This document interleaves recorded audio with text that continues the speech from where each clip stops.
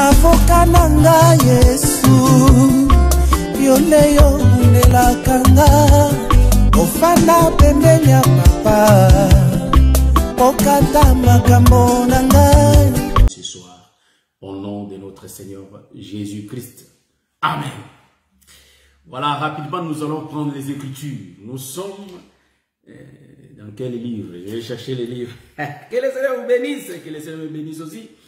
Hébreux chapitre 10, le verset 5 à 7. C'est là où nous allons lire aujourd'hui. Hébreux chapitre 10, le verset 5-7. Nous lisons au nom de Jésus. Hébreux 10. C'est pourquoi Christ entra dans le monde, dit, tu n'as voulu ni sacrifice, ni offrande, mais tu m'as formé un corps. Tu n'as agréé ni holocauste, ni sacrifice pour le péché. Alors j'ai dit, voici je viens, dans le rouleau du livre, il est question de moi, pour faire, ô Dieu, ta volonté. Je vais lire au verset 8. Après avoir dit d'abord, tu n'as voulu et tu n'as agréé ni sacrifice, ni offrande, ni holocauste, ni sacrifice pour les péchés, ce qu'on offre selon la loi. Voyez-vous? Il dit ensuite, verset 9, voici je viens pour faire ta volonté. Il abolit ainsi la première chose pour établir la seconde. C'est là où je voulais me limiter. Que le Seigneur vous bénisse. Nous allons partager tranquillement l'agneau. Vraiment, notre thème, c'est Jacob, le créateur des 12 tribus d'Israël. Donc, qui dit le créateur, en réalité, la chose n'existait pas avant. Voilà pourquoi la personne qui vient, c'est lui qui commence à créer. On a fait la première partie et maintenant aujourd'hui, on entame la deuxième. Ici, on avait montré que le véritable Jacob était Dieu lui-même, le créateur. Parce que la Bible dit que c'est lui le créateur des choses invisibles et des choses visibles. Donc nous avons deux créations. La création invisible d'abord qui a existé avant le visible. Après, nous avons la création visible. Donc, dans l'invisible, en réalité, il y a des choses que nous voyons. On a cherché au commencement, on n'a pas vu Dieu créer ça. Disons que ces choses ont été créées dans la création invisible. Voyez-vous ça? Donc, ici, nous révélons que le créateur des 12 tribus, c'est Jacob. Mais vous savez que dans notre évangile, quand Dieu est en train de faire le mouvement, il ne fait pas une seule fois ce mouvement, mais ce mouvement existe déjà. Donc Dieu fait que répéter ce qui est. Voilà pourquoi aujourd'hui, on va essayer un peu de continuer ce qu'on avait commencé. Voilà. Dans ma première épisode, j'avais bien dit que Ephraïm et Manassé parlaient de l'éternité. Donc, Joseph était leur père. Ça, ce sont des détails que j'avais pris. Et vous allez comprendre que Jacob, dont nous sommes en train de parler, il avait mis 12 fils au monde. Il y a les 10 fils qui ont été nés le matin et les 2 autres fils ont été nés le soir. Voyez-vous? Donc, les 10 fils le matin avec les 3 mères et les 2 fils le soir avec une seule mère. Voyez-vous ça?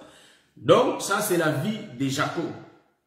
Voilà pourquoi nous disons que pour que Dieu entre dans le temps pour créer, en réalité, Dieu était dans l'éternité. Et le Seigneur va quitter l'éternité pour entrer dans le temps. Quand le Seigneur entre dans le temps, il va créer les cieux et la terre. Voyez-vous ça? Donc, si nous regardons le mouvement de notre Dieu, nous voyons automatiquement les mouvements de Jacob. Donc, Jacob était dans la maison de ses parents. Nous connaissons l'écriture, c'est dans les livres de Genèse. Vous voyez ça? Jacob était dans la maison de ses parents. Mais Jacob va quitter la maison de ses parents pour partir chez Laban. Donc, nous disons que quand Jacob quitte la maison de ses parents, c'est ça l'éternité, frère. Donc, dans la maison de ses parents, il était dans l'éternité. Et il va quitter l'éternité pour entrer dans le temps. C'est ce que Hébreux chapitre 10 nous explique. Dans ces volets, nous comprenons que les mouvements de Jacob expliquent Hébreux 10. Donc ici, là-bas, le Seigneur qui entre dans le temps vers le soir, nous le prenons étant le Créateur. Il ne faut pas me comprendre mal. Après, je vais prendre le deuxième volet pour expliquer que Jésus qui entre dans le temps, le soir, c'est Jacob. Mais ici, je prends comme le Père, le Créateur. Vous voyez? Ça, c'est la première partie. J'aime des virgules dans l'Évangile parce qu'il n'y a pas seulement un seul mouvement d'expliquer les Écritures, ou soit une seule façon. Non. Les Écritures, une seule Écriture peut dégager plusieurs ombres. Parce que ça peut embrouiller, c'est pourquoi nous prenons seulement quelques portions pour expliquer. Mais sinon, il y a beaucoup de mouvements dans les Écritures. C'est pourquoi nous disons qu'un ministre ne peut pas sécher. Est-ce que vous voyez ça? Parce que quand on a la révélation, on voit presque partout. Vous voyez ça?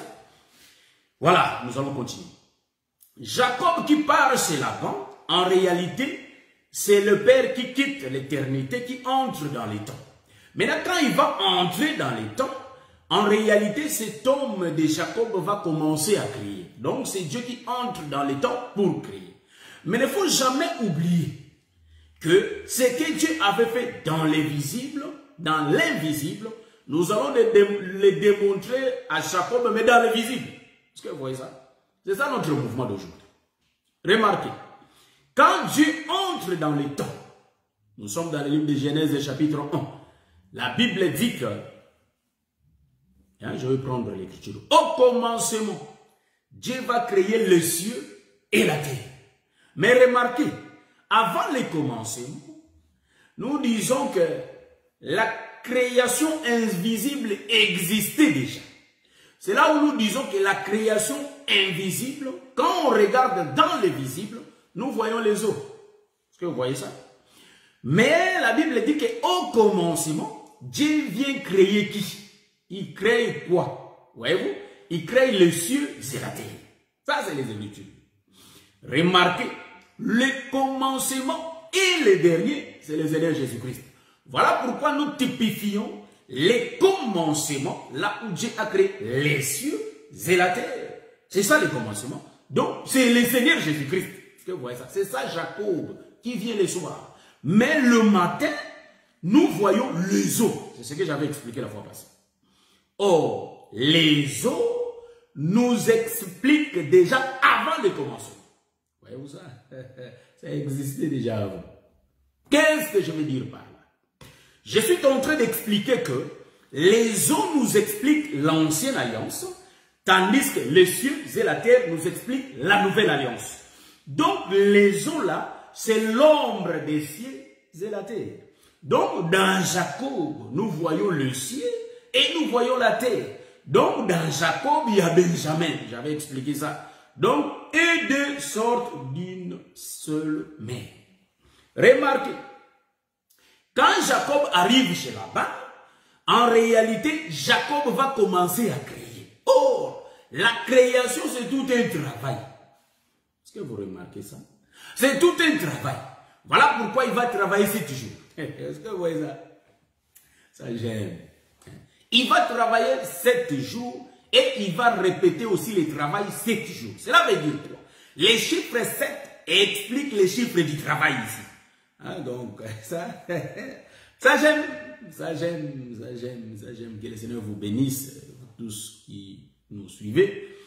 Ouais. Donc, les chiffres 7, il n'y a pas la perfection ici. Est-ce que vous voyez ça? Vous allez m'excuser parce que je fais le mouvement. Donc, le chiffre 7, c'est le chiffre du travail. Là où Jacob avait travaillé 7 jours. Il travaille 7 jours le matin et il va travailler 7 jours le soir. Voyez-vous ça? Donc, en réalité, les prix d'une femme coûtent 7 jours de travail. Voyez-vous ça? Or, la femme dont Jacob faisait allusion, le matin, en réalité, je suis dans la révélation. Il ne faut pas me comprendre mal. Je suis dans les airs. Il faut comprendre que les femmes étaient à 3. Est-ce que vous voyez ça? C'était les 3 femmes de Jacob. Vous comprenez? Bon, je suis en train de parler aux adultes. Donc, je crois bien que nous comprenons les Écritures. Vous voyez?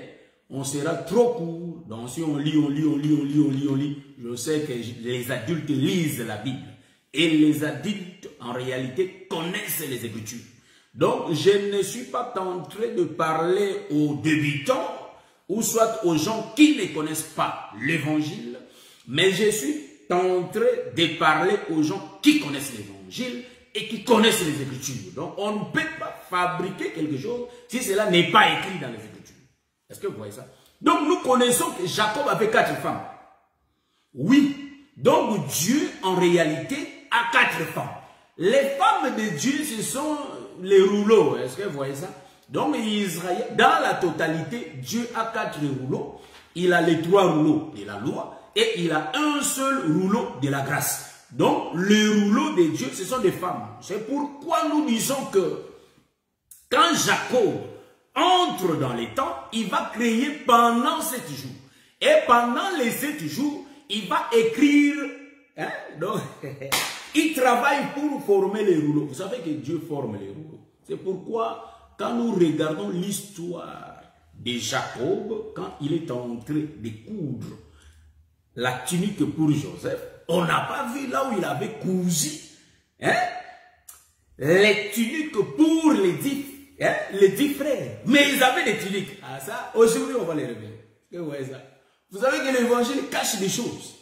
Est-ce que vous voyez ça? On va expliquer ça dans la chair de Manassé. Que le Seigneur vous bénisse, on est là. Maintenant, quand Jacob entre le 7 jours du matin, Jacob, en réalité, il va chercher 3 femmes. Donc, les 3 femmes, Joseph ne peut jamais prendre une seule femme le premier jour du travail. Pardon, les 7 jours du travail du matin. Impossible. Ça ne va pas marcher. C'est pourquoi, étant un prophète, étant le créateur, il va prendre 3 femmes. Dans les 3 femmes, ce sont les 3 rouleaux, nous connaissons dans l'évangile. Voyez-vous ça? Les 3 rouleaux. Et Jacob va commencer à mettre son empreinte. Est-ce que vous voyez ça? Il commence à mettre son empreinte sur les femmes. En d'autres termes, les rouleaux, ce sont des femmes là où Jacob est en train d'écrire. L'écriture de Jacob, c'est les 10 commandements. Donc, en d'autres termes, c'est les 10 fils. C'est pourquoi il a eu 10 fils. Donc, il avait 3 femmes. Et sur les 3 femmes, il avait eu 10 fils. Voilà, c'est ce que je voulais dire. Comprenez-moi. Donc, les 10 fils expliquent la loi, les 10 commandements. Il a travaillé 7 jours pour avoir les 10 fils. Ça, c'était le matin. Or, Jacob qui travaille 7 jours le matin pour avoir les 10 fils, pour avoir les 3 femmes, vous allez me poser la question de savoir. Mais noir sur blanc, quand Jacob avait travaillé 7 jours, Jacob avait eu seulement Léa et sa servante. Mais en réalité, 3e femme n'était pas encore là par rapport à noir sur blanc. Remarquez, vous allez comprendre que dans le rouleau, Dieu a écrit ça au fur et à mesure. Est-ce que vous voyez ça? Dieu a écrit le rouleau au fur et à mesure. Voilà pourquoi vous allez comprendre que même quand Jean-Baptiste était venu, vous allez remarquer qu'il était toujours le 10e fils de Jacob, le prophète Jean-Baptiste. Est-ce que vous voyez ça? Donc nous comprenons que le temps de Jean-Baptiste sur la terre, c'était le temps où, j'explique ça, il faut bien me comprendre. C'était Jean-Baptiste vient étant les derniers prophètes. Les derniers prophètes, c'est le Seigneur Jésus-Christ. Nous connaissons. Avant les derniers prophètes. Donc nous disons, le 10e fils quand il est né. Nous comprenons que quand le 10e fils vient, nous comprenons c'était le temps de Jean-Baptiste. Je vais aller vérifier les Écritures après, mais comprenez-moi. C'était Jean-Baptiste. Oh, quand Jean-Baptiste vient, en réalité, nous comprenons que Rachel était déjà dans le mariage. Est-ce que vous voyez ça? Rachel était déjà dans le mariage et sa servante était déjà là. Est-ce que vous voyez ça? Donc nous disons que quand Rachel entre dans le mariage, vous allez comprendre que c'était bien le soir, mais nous disons que c'était le matin. Pourquoi je le dis? Parce que Joseph n'était pas encore venu. Est-ce que vous voyez ça? Joseph n'était pas encore venu. Mais quand Joseph vient, nous comprenons que c'est le soir. Donc, quand Rachel entre, après quelque temps, elle avait eu son fils. Est-ce que vous remarquez ça? Mais en réalité, quand Rachel était entrée, c'est sa servante qui avait d'abord eu le fils. Est-ce que vous voyez ça? Avant Rachel. C'est là où je suis. Donc, Joseph qui représente Christ et les enfants de la servante de Rachel qui représente toujours le prophète de l'ancienne alliance. Je vais passer. J'ai mis longtemps. Mais remarquez, quand Dieu entre, il crée le ciel et la terre. Mais la Bible dit que la terre était informe. Donc, Dieu va faire du travail dans la vie de Jacob. Il y a du travail à faire dans la vie de Jacob. Vous voyez ça? C'est pourquoi Hébreu nous dit que tu m'as formé, il y avait du travail à faire. Donc pour être formé, c'est du travail. Tu m'as formé un corps.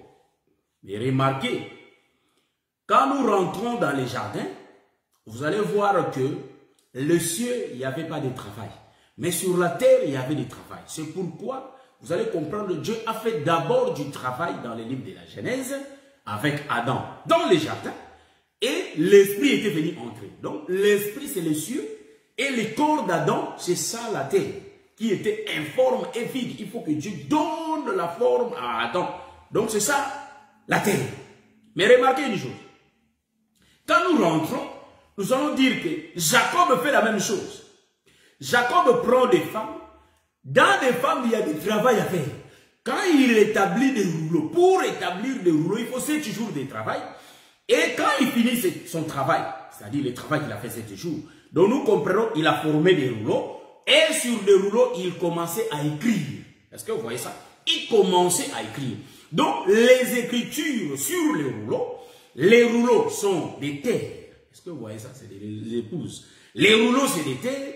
Et nous remarquons que les écritures sur les rouleaux, c'est ça les 10 fils, les 10 commandements, c'est ça la loi. Est-ce que vous remarquez ça? Donc si nous rentrons là où Dieu commence à créer au commencement, vous allez voir que les eaux précédaient déjà le ciel et la terre. Donc c'était la loi. Donc nous disons que c'était l'ancienne alliance. Mais remarquez, l'écriture dit que l'esprit de l'Éternel mouvait sur les eaux. Est-ce que vous voyez ça? L'esprit de l'Éternel mouvait sur les eaux. Ça on va expliquer. Je vais porter mes lunettes comme d'hab. Je vais expliquer les eaux et l'esprit de l'Éternel. Commençons d'abord par l'esprit de l'Éternel. Nous disons que l'esprit de l'Éternel, en réalité, c'est ça les prophètes. C'est ça les 12 fils. Est-ce que vous voyez ça? C'est ça le prophète, c'est ça les 12 fils. Pourquoi je l'ai dit? Parce qu'en même temps, les enfants de Jacob jouent le rôle du peuple. En même temps, ils jouent le rôle de prophète. Mais quand nous regardons les eaux, il y a l'explication, il y a la différence. Je vais donner l'explication. L'esprit de l'Éternel, c'est ça les 10 fils pardon, de Jacob. L'esprit de l'Éternel, c'est les 10 fils de Jacob. Et les eaux, c'est les 10 fils de Jacob. Ça, j'aime. Hein? L'Éternel prêche l'Éternel, enseigne l'Éternel, proclame le nom de l'Éternel. Je prends l'écriture rapidement pour attester cela. L'esprit de l'Éternel. On va expliquer l'esprit de l'Éternel. C'est quoi l'esprit de l'Éternel? Jean chapitre 4, le verset 24, je crois. Là, nous allons expliquer que l'esprit de l'Éternel. Nous sommes dans le livre de Jean. Jean chapitre 4, ça j'aime. Jean chapitre 4, le verset 24. Nous allons lire au nom du Seigneur Jésus-Christ. Voilà, nous prenons l'écriture. La Bible dit que Dieu est esprit. Et il faut que ceux qui l'adorent en esprit et en vérité. Donc, l'esprit de l'Éternel qui mouvait sur les eaux, c'est ça Dieu. Donc, c'était Dieu lui-même qui mouvait sur les eaux.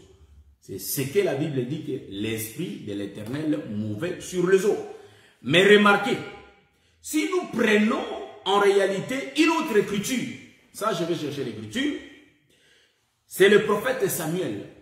Pendant que Israël regardait le peuple des nations, il voulait aussi avoir un roi comme le peuple des nations. Et Samuel, voyez-vous ça? Et Samuel avait point qui Saül. Et quand l'Éternel avait rejeté, donc, ouais, je suis là.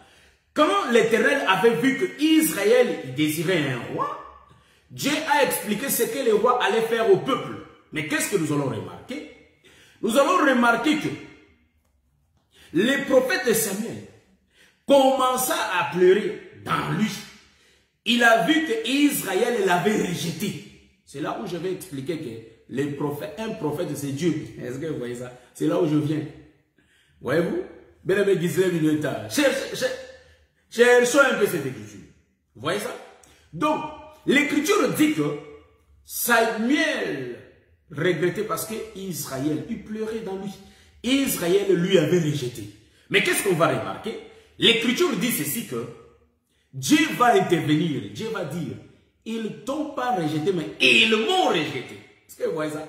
Donc, un prophète, c'est la bouche de Dieu.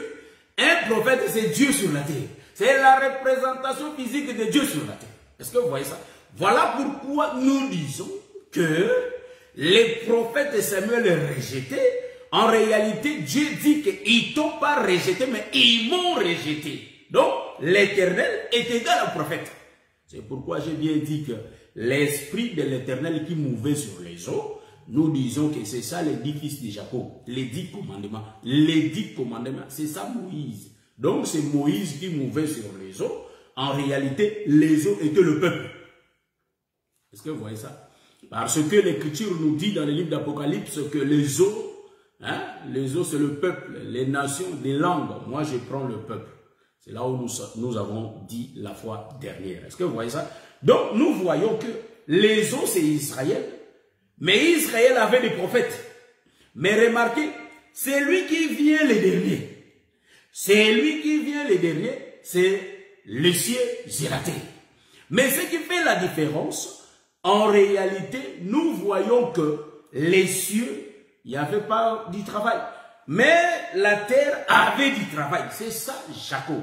Donc, les eaux, l'esprit de l'Éternel explique les 10 fils de Jacob, et tandis que le ciel et la terre expliquent Jacob. Pardon, Joseph. Pas Jacob, Joseph. Maintenant, nous rentrons là où Joseph est en train de partir. Pardon, Jacob est en train de partir. Il a eu ses 4 femmes. En réalité, nous allons comprendre que Jacob, il a eu 4 femmes chez Laban. Donc, chez Laban, nous voyons Jacob qui explique la loi et qui explique la grâce. Donc, la maison de Laban, c'est la Bible, frère. Est-ce que vous voyez ça? La maison de Laban, c'est la Bible. Donc, 1 Samuel chapitre 10, le verset 18. Frère, je vais reprendre, je vais lire l'écriture. Que le Seigneur bénisse bien les car vous avez cherché l'écriture. On a déjà lu, on sait que ça existe, mais sauf que la précision, je n'avais pas ça. Donc, nous disons que 1 Samuel chapitre 10, le verset 18. Vous voyez ça? 1 Samuel, nous sommes dans le livre 1 Samuel chapitre 10, le verset 18. Nous allons lire rapidement au nom de notre Seigneur Jésus-Christ. La Bible dit ceci. Et il dit aux enfants d'Israël, ainsi parle l'Éternel, le Dieu d'Israël. J'ai fait monter d'Égypte Israël, et je vous ai délivré de la main des Égyptiens et de la main de tous les royaumes qui vous opprimaient. Et aujourd'hui, vous rejetez votre Dieu, qui vous a délivré de tous vos maux et de toutes vos souffrances. Et vous lui dites, établis un roi sur nous, présentez-vous maintenant devant l'Éternel, selon vos tribus et selon vos milliers. Voilà. Donc, bien aimé, vous allez remarquer, il y a la partie là où l'Éternel dit que ils t'ont pas rejeté, mais ils m'ont rejeté. Ça, je n'ai pas voulu descendre. Nous allons continuer notre enseignement. Donc, un prophète, c'est la représentation de Dieu sur la terre. Est-ce que vous voyez ça? C'est ça l'édifice. Je viens dire, la maison de Laban, c'est ça la Bible qui explique et la loi et la grâce. Mais il y a la présence d'un homme qu'on appelle Jacob. Voilà pourquoi l'Écriture dit dans le livre des Hébreux que dans les rouleaux du livre, il est question de moi. Donc la personne dont il est question, c'est Jacob. Donc Jacob, c'est lui-même le créateur des 12 tribus. C'est lui-même le fils des 12 tribus. Est-ce que vous remarquez ça? C'est Jacob qui entre dans la maison de Laban. C'est ça la Bible, frère. Jacob entre dans les temps. La maison de Laban. C'est ça le temps. Donc quand Jacob entre, il a 3 femmes et la 4e le soir. Donc il a 4 femmes. Et dans la maison de Laban, ça commence à nous expliquer la vie de Jacob dans la maison de Laban. Donc nous comprenons que Jacob, en réalité, il va avoir les 11 fils. Est-ce que vous remarquez là-bas? Hein, je vais vérifier. Je vais vérifier l'écriture. Je vérifie l'écriture. Supportez-moi. Donc, je vais expliquer, je vais vérifier l'écriture. Parce que quand l'autre était né, il fallait qu'il parte. C'est pourquoi j'avais expliqué ça. Je vais voir ça rapidement. Voilà, je vais chercher ça. Il y a un fils, quand il sera né, il faut qu'il sorte. Hein?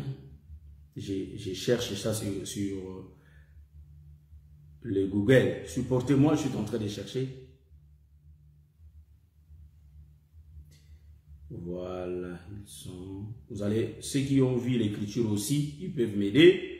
Rapidement, vous pouvez aussi m'aider. Donc, ils vont partir. Voilà. Je vais chercher ça rapidement. Je vais écrire la Bible. Voilà.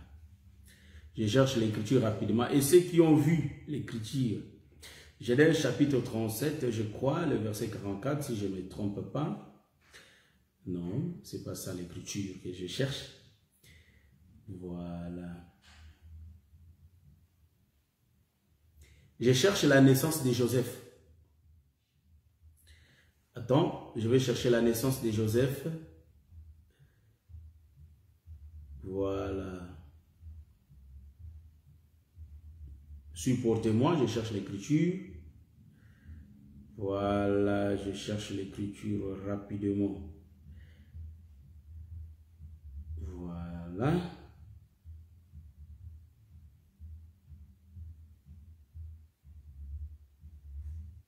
Je suis dans le livre de Genèse. Rapidement.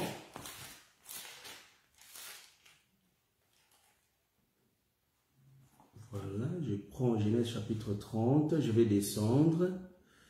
La naissance de Joseph, je suis entré, voilà. Est-ce que vous pouvez m'aider avec l'écriture, mes bien-aimés, s'il vous plaît? Je cherche cette écriture, la naissance de Joseph. C'est que je suis en train de chercher. Bien-aimé fiston, bien-aimé Gisela Mineta, moi je n'ai pas les trucs là que les docteurs, les autres docteurs cherchent rapidement des écritures. Donc moi je me poumonne pour voir l'écriture. Donc Dieu se souvint de Rachel, il exauça et il la rendit féconde. Elle devait enceinte et enfanta un fils et il dit, Dieu a enlevé mon opprobre et lui donna le nom de Joseph. Je suis dans le livre de Genèse chapitre 30, le verset 23. Voilà. Et elle lui donna le nom de Joseph en disant que l'Éternel m'ajoute un autre fils. Voilà, c'est ce que j'ai cherché. Le départ, c'est Joseph. Parce que l'écriture dit, je vais lire l'écriture, c'est là où je suis. Lorsque Rachel eut enfanté Joseph, Jacob dit à Laban, laisse-moi partir pour que je m'en aille chez moi, dans mon pays. Est-ce que vous voyez ça? C'est ça l'enfant du soir. C'est l'écriture que j'ai cherché là, je poumonais pour chercher l'écriture. Voyez-vous ça? Donc, nous disons que c'est lui qui vient le soir, c'est Joseph. Et quand Joseph est né, en réalité, il faut que Jacob sorte. Il faut que Jacob parte. Est-ce que vous remarquez ça? C'est pourquoi j'ai bien dit que les 11 fils vont naître là-bas, chez Laban. Et il y a Benjamin qui va venir. Est-ce que vous voyez ça? Donc, dans Joseph était déjà Benjamin. C'est pourquoi on dit dans les Écritures que Judas était dans les entrailles d'Abraham. Est-ce que vous voyez ça? Judas était dans les entrailles d'Abraham. Parce qu'on parlait de la dîme. Est-ce que vous voyez ça? Donc, Joseph, en réalité, Benjamin était dans lui. C'est pourquoi vous allez remarquer que Dieu créa les cieux, Joseph, et il va créer la terre, Benjamin. Je vais venir avec l'explication. Donc, je peux expliquer Joseph dans un seul mouvement, tout comme dans deux mouvements. Je suis en train de venir.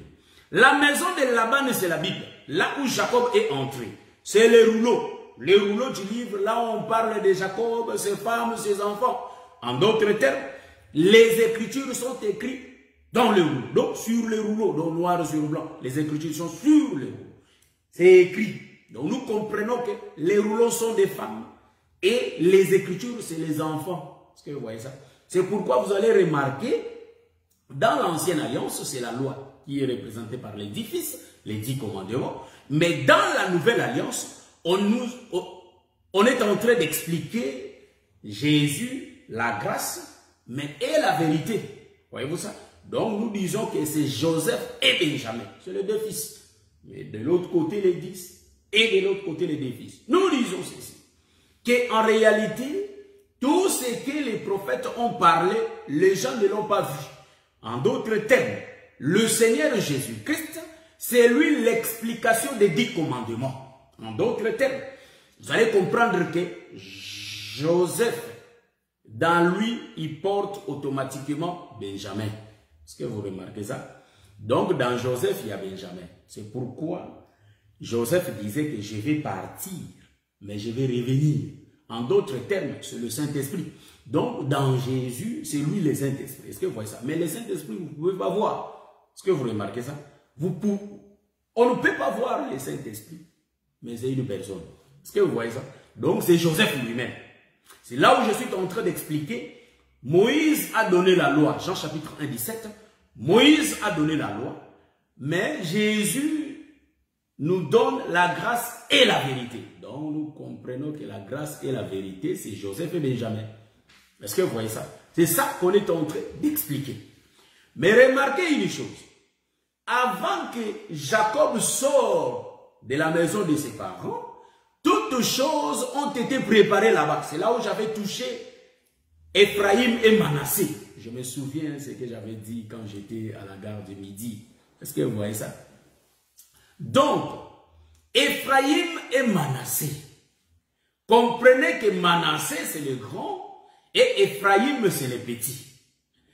Mais Jacob était dans la maison. Je suis en train de mélanger les histoires, hein, mais il faut vraiment bien me suivre avec attention.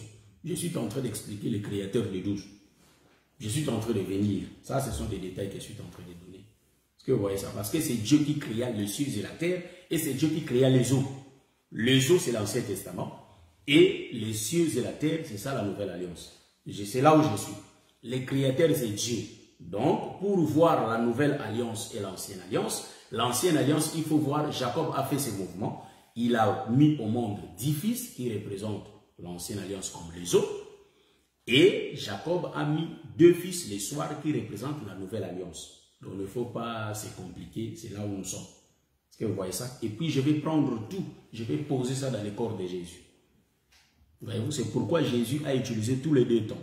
Les matins, il parlait en parabole, mais les soirs, il donnait l'explication des paraboles. C'est Jacob lui-même le Père.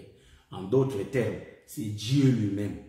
Vous allez comprendre que la terre était informe et vide. C'était le temps où Dieu parlait dans des paraboles. Mais Dieu va travailler. Quand il va finir de travailler, la terre va avoir la forme. Pour qu'il vienne, pour que Adam vienne. Quand Adam vient, nous comprenons, Adam c'est le souffle. Voyez-vous, Adam c'est le souffle qui va donner sens à tout ce que Dieu avait créé. Il va donner des noms. Est-ce que vous voyez? C'est là où je viens. Mais que le Seigneur nous fasse grâce. Voilà, c'est ça. J'entre dans l'éternité. Dans l'éternité, vous allez comprendre que les choses se préparaient. Joseph a mis au monde 2 enfants. Les 2 enfants là, c'est qui et qui? C'est Manassé et Ephraïm. Mais remarquez, pour que Israël sorte de l'Égypte, en réalité, l'agneau va mourir. Donc l'agneau là, c'est Joseph, hein? Parce que Joseph va mourir pour que, en réalité, Jacob et toutes ses femmes sortent de la maison de Laban. Donc ici, nous comprenons que l'agneau qui va mourir, en réalité, c'est Ephraïm. C'est pourquoi j'avais dit la fois passée que Jacob va croiser ses bras. Mais les enfants sont amenés par qui? Par Joseph. Les enfants sont les enfants de Joseph.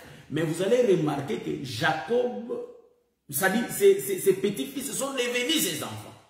Ouais. Ils sont même des tribus en Israël. Est-ce que vous avez vu la tribu de Joseph? Ça vous avez vu? Est-ce que Joseph avait une été? C'était Manassé et Ephraïm. Est-ce que vous voyez ça? Donc nous disons, ils étaient des enfants de Jacob. C'est pourquoi j'ai dit, Joseph, quand il vient dans la chambre là où Jacob était, nous disons que Jacob dans la chambre malade, parce qu'il était dans son soir, nous comprenons que Jacob va partir et Joseph va remplacer. Donc Jacob et Joseph, c'est la même personne. Est-ce que vous voyez ça? Dans la chambre, là où l'œuvre s'est manifestée, là où Jacob avait croisé les bras, nous comprenons que les bras de Jacob, ça expliquait la croix. Et nous avons bien dit que Joseph, c'est lui Jacob. C'est la même personne. C'est pourquoi Joseph, quand il amène les enfants, on peut faire une virgule. Vous savez que moi j'aime des virgules. Quand on fait une virgule, cela veut dire que c'est Joseph qui était entré dans les temps. Joseph est l'ombre de notre Seigneur Jésus-Christ qui va entrer dans les temps et qui va ramener le peuple que Dieu n'avait pas eu. Donc Dieu, c'est Jacob seul dans sa chambre et Joseph va ramener. Étant le fils, l'ombre de Jésus-Christ, entrer dans l'état, il va ramener 2 peuples, Manassé et Ephraïm. Manassé, l'ombre d'Israël, et Ephraïm, l'ombre des nations. Est-ce que vous remarquez la virgule que j'ai faite là? Voilà, c'est ça la virgule. Mais remarquez dans la chambre. Dans la chambre, Joseph amène les enfants. Et maintenant, Jacob va croiser ses bras. En réalité, vous allez comprendre le croisement des bras de Jacob, ça explique la croix. Mais le bras droit va se poser. J'avais expliqué ça, mais je reprends ça pour que je puisse donner des détails. Là-bas, j'étais embrouillé à la gare du Midi. Donc, en réalité, quand il va croiser ses bras, le bras droit va tomber sur le petit frère. Vous savez ça? Ça, j'aime. Mais le bras gauche tombe sur Manassé. Parce que Manassé, c'est le grand frère. Pourquoi? Ce que j'aimerais dire, c'est que Dieu va dire à Moïse, je fais sortir Israël par ma droite. Donc, en réalité, la droite de Dieu, nous connaissons, nous sommes de l'évangile, explique la puissance, explique la force. La droite, c'est les lions qui va dévorer le petit frère. Est-ce que vous voyez ça? C'est la loi, frère. Est-ce que vous comprenez ça? Maintenant, quand la loi tue le petit frère, c'est là où le miel va sortir. Je viens. Il croise ses bras. Il pose la main droite sur Ephraïm. Or, la main droite explique la loi. Donc, nous comprenons que Ephraïm, c'est l'ombre de notre Seigneur Jésus-Christ qui passe sur l'œuvre de la croix. Est-ce que vous voyez ça? Maintenant, le bras droit, ça explique la loi, la force qui va tuer Ephraïm. Mais le bras gauche, vous voyez ça? Le bras gauche explique la grâce. Donc c'était le Père, explique la grâce. Mais la grâce tombe sur qui? Sur Israël qui est... Ah, ça j'aime, hein, j'aime ça. Tombe sur Moïse. Est-ce que vous voyez ça? Parce que ici, il y a deux enfants. Le petit frère, c'est Ephraïm. Les grands frères, c'est qui? C'est bien Manassé. Or, je n'ai pas pris les deux fils de Joseph comme on prêche d'habitude, que ce sont le peuple Israël et nation. Non, moi je n'ai pas pris ça comme ça. Parce que nous allons faire nos autoroutes, est-ce que vous voyez ça? Mais j'ai pris les deux fils de Jacob comme les envoyés. Donc, comme le prophète Moïse et le prophète de Jésus. Est-ce que vous voyez ça? C'est ce que j'ai pris. Hein? Donc, nous disons que... C'est pourquoi nous disons que le ministre que le Seigneur a donné la révélation, ils ne peuvent pas sécher. Parce que dans la révélation, on peut... Les choses qu'on ne peut pas expliquer par rapport à la doctrine. Mais dans la révélation, il y a toujours l'explication. C'est pourquoi dans la doctrine, on voit des contradictions. Parce que Jésus n'a pas donné la révélation à tout le monde. Mais Dieu nous a donné les saints de la révélation. C'est pourquoi nous nous expliquons les contradictions de la Bible par rapport à la lettre. Mais d'autres confessions, nous disons que des groupes de prière ont des problèmes à expliquer ces choses. Voyez-vous? Mais nous, le Seigneur nous a fait la grâce. On ne peut pas se glorifier, mais nous allons vers eux pour leur présenter toujours le Seigneur. C'est pourquoi même le frère Pierre, ils n'ont pas dit que les gens là ne connaissent pas. Mais vous allez remarquer que le frère Pierre était parti aussi chez les païens pour prêcher. Le frère Paul aussi. Est-ce que vous remarquez ça? Oui. Donc, vous allez remarquer ici que les bras droits, c'est la loi. Donc, c'est les 10 frères de Joseph qui va prendre Joseph et les mettre dans un trou. Est-ce que vous remarquez ça? C'est les 10 frères qui sont réunis. Ils se sont réunis comme un seul homme pour tuer en réalité leur frère Joseph. Donc, les bras droits, c'est la force, c'est la loi, c'est les 10 frères. Et vous allez remarquer que quand j'entre dans l'histoire de Joseph et ses frères, donc le bras droit explique ces 10 frères qui se sont réunis comme un seul homme pour tuer leurs frères. Est-ce que vous remarquez ça? Donc, en d'autres termes, nous disons c'est Caïn qui va tuer son petit frère. Le petit frère, c'est qui? Le petit frère, c'est notre frère Abel. Est-ce que vous remarquez ça? Maintenant, les bras droits tombaient sur le petit frère. Mais les bras gauches étaient tombés sur qui? Sur le grand frère. Est-ce que vous voyez ça? Donc, si Moïse n'était pas mort, je suis en train d'expliquer, c'est ça le mouvement qu'il faut regarder. Si Moïse n'était pas mort pour le peuple, parce que Dieu lui traitait avec faiblesse, Moïse représente tous les prophètes de l'ancienne alliance. Dieu les traitait avec faiblesse. C'était la grâce sur eux. Est-ce que vous remarquez? Mais pour Jésus, c'était la loi sur lui. Hein? Vous comprenez là très bien. Donc, on va faire des virgules de mouvement. Nous allons virguler. Donc, le croisement des bras. Je suis là dans le croisement des bras. Je m'assois là, dans le croisement des bras. Ça explique deux prophètes. Le prophète du matin et le prophète du soir. Mais vous allez remarquer, quand Jacob croise ses bras, il est l'ombre du Père. Le Père va poser son bras gauche chez les grands frères. Pourquoi? Parce que Moïse ne peut pas mourir sur le peuple. Voilà pourquoi quand Dieu va envoyer Moïse, il va dire que enlève tes chaussures. Est-ce que vous voyez ça? Donc Dieu, en réalité, démontrait déjà à Moïse que tu ne vas pas mourir. Est-ce que vous voyez ça? Est-ce que vous... Je ne sais pas si je me fais comprendre. Bon, comme je parle aussi une langue étrangère, est-ce que vous voyez ça? Hein? Donc, parce que moi j'aime ma langue, hein? Voilà, donc Dieu a fait grâce aux autres, voyez-vous, donc moi aussi il m'a fait la grâce parce que j'en parle un peu. Mais je suis vraiment doué en lingala, est-ce que vous voyez ça en lingala? Doué! Parce que je suis né avec. Voilà. Donc, en réalité, le bras gauche était sur la tête de Manassé. C'est le bras gauche sur la tête de Moïse. C'est là demandé, c'est pourquoi Dieu a dit enlève des chaussures. Donc Moïse n'avait pas le droit de rachat. Or, on ne peut pas racheter si on ne voit pas la mort. Est-ce que vous voyez ça?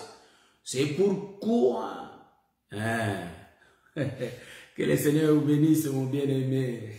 La langue là, c'est bon coco. Est-ce que vous voyez ça?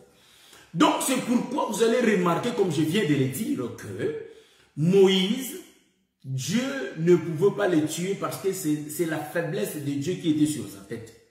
La mission de Moïse, en réalité, était de prendre le peuple et de le faire sortir. Mais Moïse n'a pas pu sauver le peuple parce qu'il avait l'enseignement de la loi. Oh, sauver le peuple, c'est mourir pour le peuple.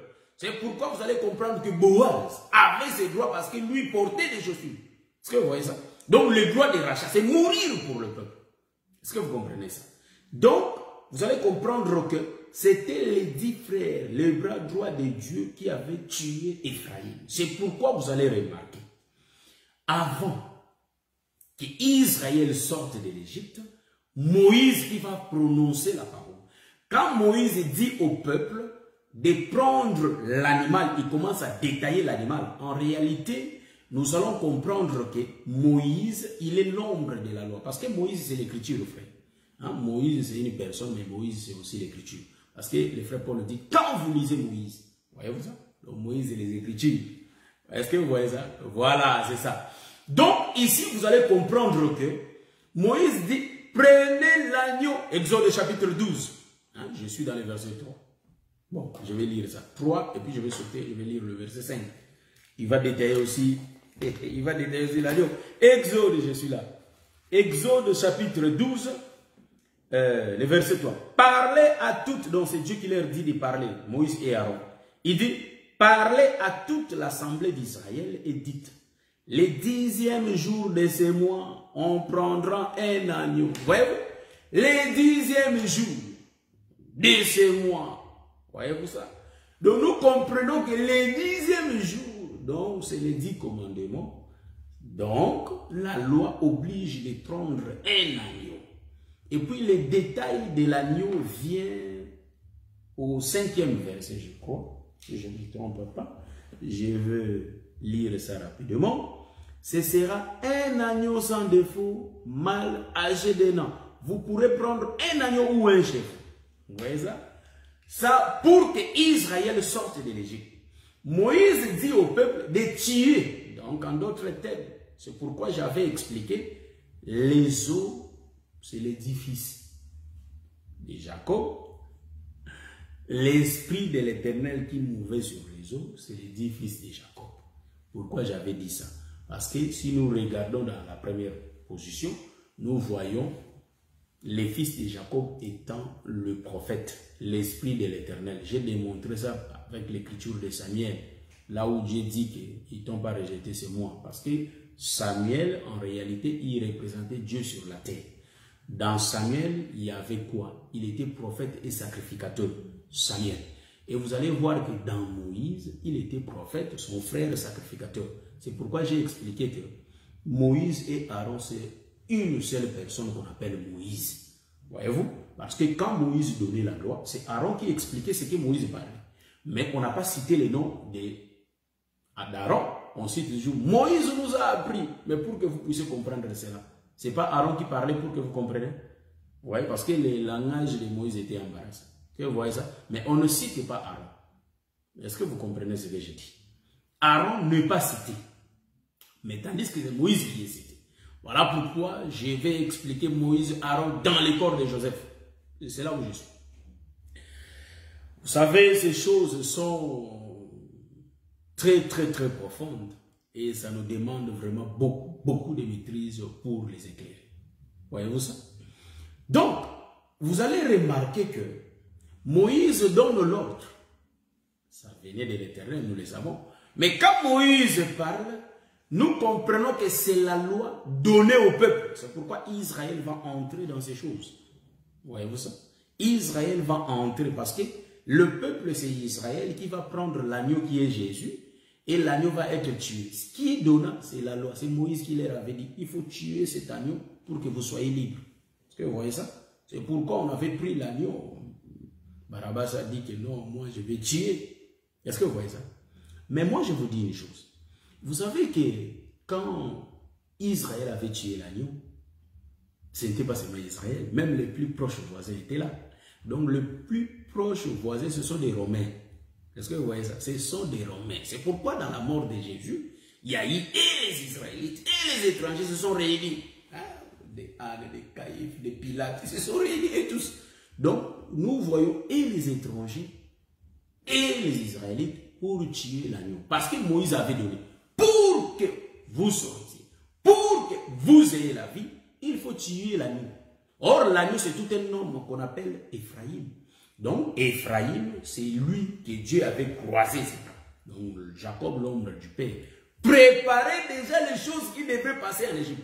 Et pourquoi vous allez comprendre que Dieu parle toujours en avance, mon bien-aimé frère et ma soeur. Dieu nous parle toujours en avance. Quand tu rêves quelque chose, il dit que quand j'ai choisi un prophète en Israël, je lui parle dans les songes et dans les visions nocturnes pendant qu'il est en train de dormir. Est-ce que vous voyez ça? Donc, quand Dieu choisit un prophète en Israël, il lui parle par des songes et des visions. C'est ce que Dieu avait dit à Aaron et à Myriam. Il dit, mais quant à mon serviteur Moïse, je lui parle face à face. Ça, c'est le langage de Dieu. Et nous, on cherche le face à face de Moïse. Quand on cherche le face à face, montre-moi ta face. Il dit, je ne peux pas te montrer ma gloire et que tu vives. Est-ce que vous voyez ça? Mais nous demandons, quand Dieu t'a dit que face à Moïse, Dieu, quand il parle ces choses, c'est sur des choses à expliquer. C'est clair, c'est à expliquer. Est-ce que vous voyez ça? Donc, les songes, c'est un langage de Dieu. Les visions, c'est un langage aussi de Dieu. Est-ce que vous voyez ça? Donc, mon bien-aimé frère, soeur, quand le Seigneur te donne des songes, voilà, c'est ça. Voilà, c'est ça, double portion, c'est ça, mon bien-aimé. Vous voyez ça, mon bien-aimé Jackson de JPJ? Est-ce que vous voyez ça? Songe et vision. Vous voyez? Des choses, songe et vision. Donc, dans le songe, tu peux avoir la vision. Donc, tu es dans le songe, mais dans le songe, tu vois la vision. Ça se fait double portion. C'est deux choses différentes. Le songe et la vision. Un jour, on va les expliquer. Est-ce que vous voyez ça? C'est le langage de Dieu. Dieu parle déjà en avance. C'est pourquoi, mes bien-aimés saints, je vous dis qu'il faut faire très attention. Quand nous cherchons Dieu, Dieu nous parle. Et Dieu nous montre des choses. Dans les songes et dans les visions. C'est très important de les saisir. C'est pourquoi un homme connecté. Voilà, c'est ça mon bien-aimé. Un homme connecté dans ces choses, il néglige pas les songes et les visions. Est-ce que vous voyez ça? Parce que c'est le langage de Dieu qui parle à son peuple. Vous voyez? Donc, vous allez comprendre que les deux peuples ont compris qu'il faut manger l'agneau pour être libre. C'est pourquoi nous mangeons la parole pour être libre. Parce que si on ne mange pas la parole, on ne sera pas libre. Manger la parole et mettre la parole en pratique, c'est très, très, très important. Quand on mange la parole et on met la parole en pratique, automatiquement, ça nous fait séparer avec les désirs de la chair. Est-ce que vous voyez ça? Un homme qui marche selon les desseins de ce monde, en réalité, n'a pas Christ en lui. Donc, nous remarquons que pour que nous soyons sauvés, pour que Joseph nous amène vers Jacob, en réalité, il faut que nous sortions de la terre. Est-ce que vous voyez ça? Sortir de la terre, c'est sortir d'Asnat. C'est séparer d'Asnat. Est-ce que vous voyez ça? Ça, je vais expliquer. Quand une femme est enceinte, l'enfant est lié à sa mère. Voyez-vous?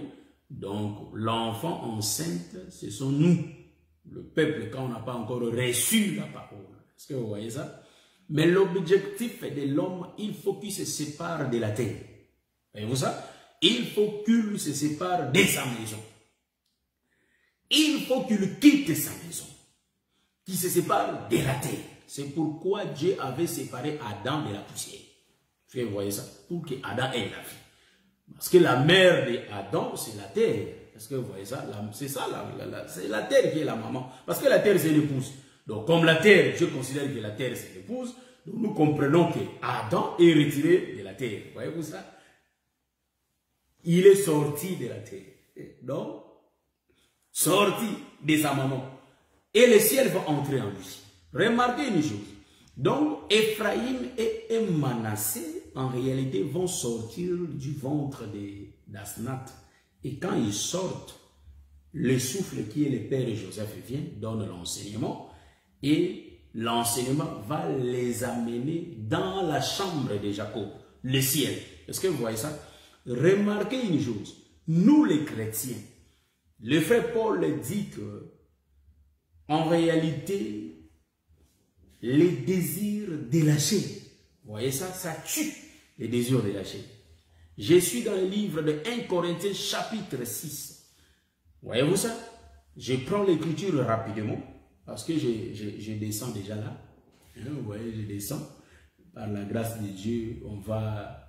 Quand on viendra le samedi, on va expliquer pourquoi Dieu avait donné le nom de Manassé et le nom d'Ephraïm. À de l'explication, parce que Manassé explique Ephata, voyez-vous ça? Donc Manassé explique oubli. Hein, vous voyez ça? C'est oublier. Ce que Joseph le disait quand il mettait ses enfants. Et pour Ephraïm, il a dit que Dieu lui a rendu fécond. Donc Dieu lui a donné dans un pays étranger, dans la terre étrangère, la fécondité. Voyez-vous ça? C'est ça, Ephraïm. On va marier Ephraïm entre le ciel et la terre. Que le Seigneur vous bénisse. Donc nous avons dit que les désirs de la chair tuent. Voyez-vous? Car la Bible dit que, hein, je vais prendre l'écriture, j'aime parler avec les écritures vraies. 1 Corinthiens chapitre 6, je suis là, je vais commencer au verset 16. Hein? Donc 1 Corinthiens chapitre 6, après on prend le livre des Galates et puis on finit.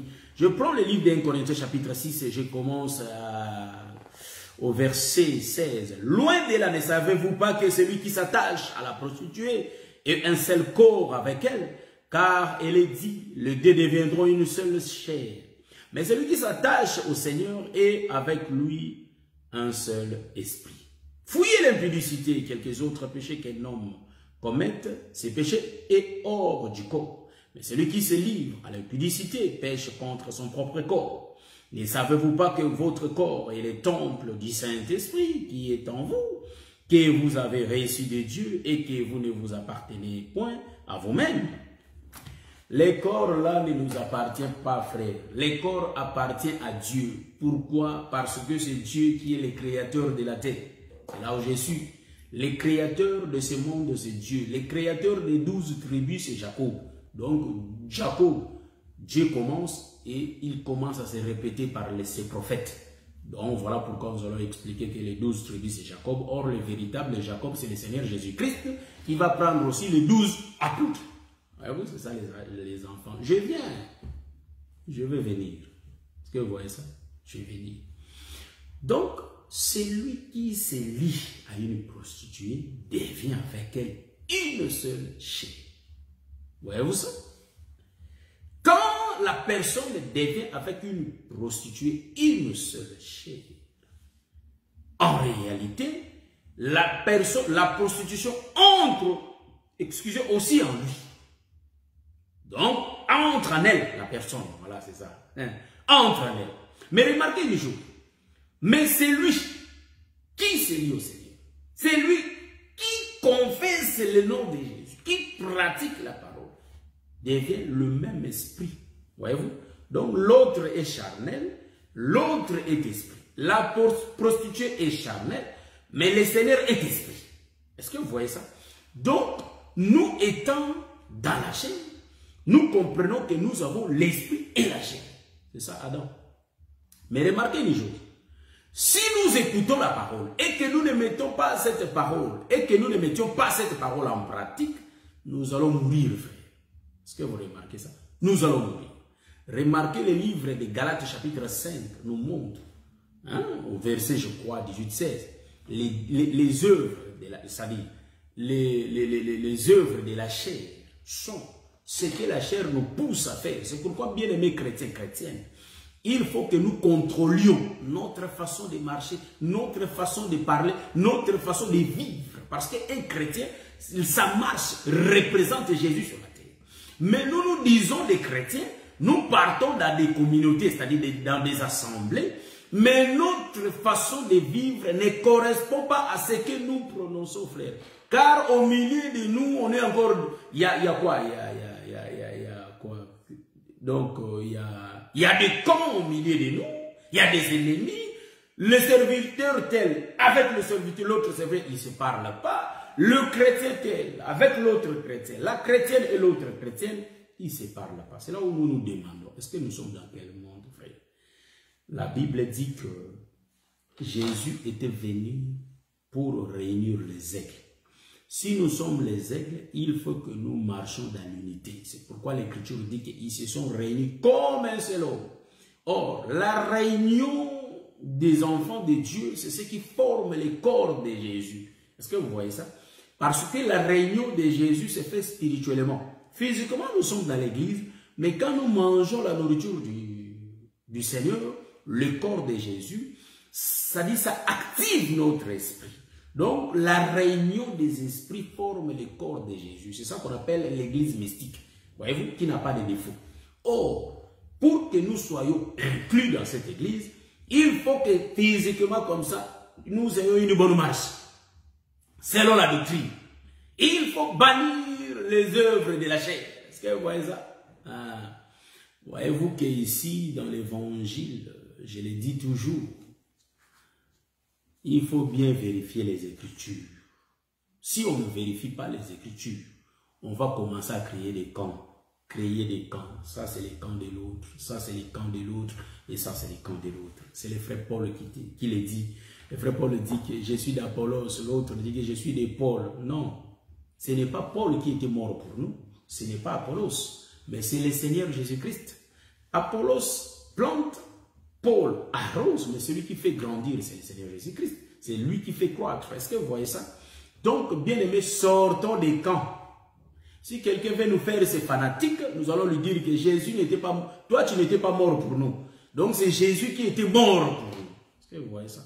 C'est pourquoi nous disons que, bien aimés, changeons notre façon de vivre et notre façon de voir les choses. Est-ce que vous voyez ça? Que le Seigneur vous bénisse. Corrigeons des erreurs. On est au temps de la grâce. Au temps de la grâce, il faut, parce qu'on ne sait pas quand est-ce qu'on va partir, frère.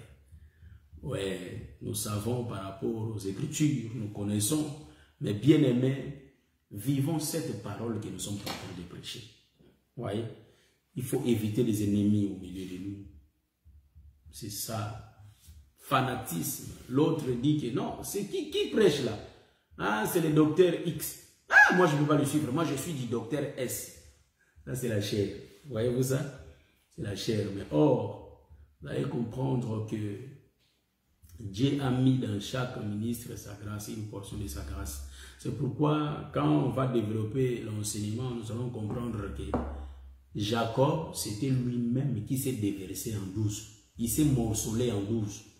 C'est pourquoi quand Judas va prendre sa concubine, il va la couper en 12 morceaux. Pourquoi 12 morceaux? Parce que chaque maison, chaque tribu va recevoir 12 morceaux. Un morceau par tribu. Donc, en d'autres termes, Jésus, c'est la femme. Voyez-vous ça? Et la femme qui va être coupée sera subdivisée en 12. Donc, en d'autres termes, la femme était entière. Mais on a découpé la femme. Pourquoi la femme? Parce que Jésus vient au temps du soir comme la femme. Ouais. Mais cet homme de Jésus avait marché avec Moïse le matin. Parce que Jésus, c'est la grâce. Il était avec Moïse le matin. C'est pourquoi Moïse n'avait pas eu la mort. Est-ce que vous voyez ça?